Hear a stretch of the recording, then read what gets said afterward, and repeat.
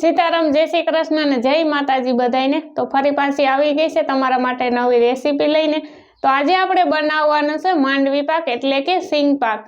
तो આપણે ખાંડનો માંડવી પાક બનાવવાનો છે। આપણે જે ગોળનો માંડવી પાક બનાવતા હોય તે આપણે બી શેકીને બનાવતા હોય, તો ખાંડનો માંડવી પાક આપણે બી શેકીને બનાવવાનો છે। तो વિડીયોમાં બધે કન્ટિન્યુ રહેજો। ચેનલમાં નવા હોય તો લાઈક શેર ને સબસ્ક્રાઇબ કરી દેજો। તો શરૂ કરીએ આજની રેસીપી। तो मैं अहीं एक वाटको सींगदाणा लई लीधा है। तमे घर में रहेली कोईपण एक वाटकी सेट करी लो। अने खांडनु माप आपणे सींगदाणाथी अर्धुं राखवानुं छे, एटले के एक वाटकी सींगदाणा होय तो अर्धी वाटकी खांड। तो सींगना दाणाने आपणे पहेला शेकी लीए। तो अधकचरा आपणे शेकवाना छे, बहु नथी शेकवाना।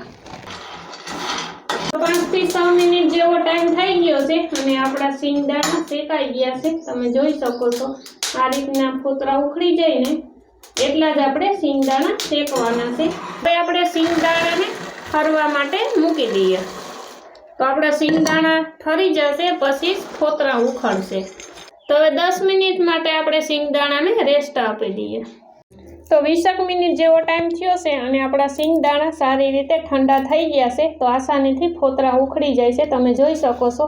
तो हवे बधा सींगदाणामांथी आपणे फोतरा उखेड़ी लईए।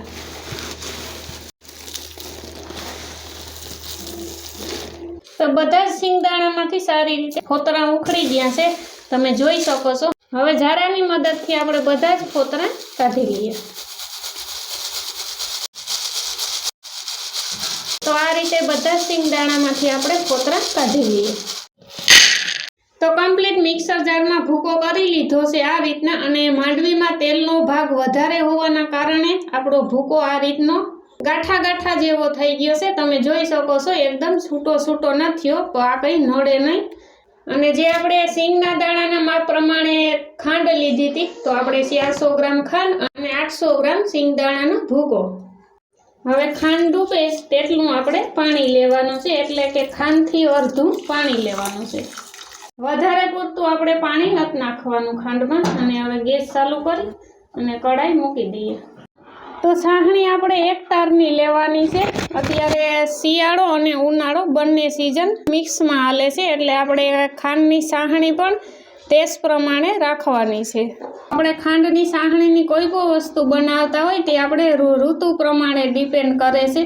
आपणे शियाळामां बनावता होय तो ते प्रमाणे आपणे साहणी जोवानी, उनाळानी ते प्रमाणे ચોમાસાની, એટલે કે अलग अलग ऋतुमां अलग अलग आपणे साहणी जोवानी होय छे। ए बधायने ख्याल ज हशे। तो 5 થી 6 मिनिट जेवो टाइम थई गयो छे अने चेक करीए आपणी साहणी आवी छे के नहीं। आ रीतना अंगूठा अने आंगळीनी मददथी आपणे साहणी सेट करवानी है।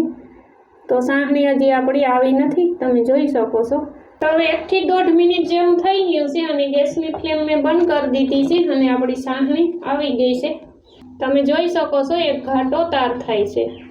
तो परफेक्ट आपणी साहणी आवी गई छे। हवे जे आपणे अहींया सींगदाणानो भूको छे तेमां आपणे साहणी एड करी दઈએ। तो आपणी साहणी सारी रीते मिक्स थई गई है सींगदाणाना भूकामां। हवे आपणे एलचीनो भूको एड करी दઈએ। अने एलचीनो स्वाद तमने पसंद ना होय तो तमे स्कीप पण करी शको छो। तो एलचीनो भूको सारी रीते मिक्स थई गयो छे। तो अहींया मैं 2 थाળી लई लीधी छे। हवे थाळीने आपणे घीथी ग्रीस करी लईए सारी रीते, जेथी करी अने आपणा सींग पाकमां घीनो स्वाद सरस रीते आवे। ने थाड़ी में घी लगावी दीधुं छे।